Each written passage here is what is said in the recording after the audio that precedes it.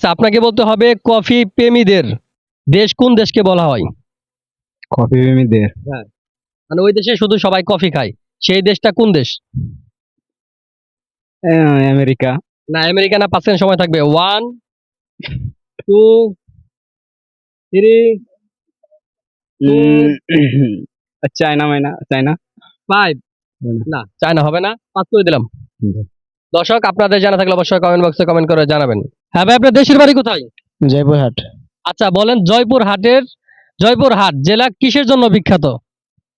ওখানে বড় বড় গরু হাট বসে এবং আমাদের ওখানে ওই জায়গাটা আছে মুরগির ফার্মের জন্য বিখ্যাত মূলত। না, সেটা না, খাবারের জন্য। কোন খাবারের জন্য বিখ্যাত?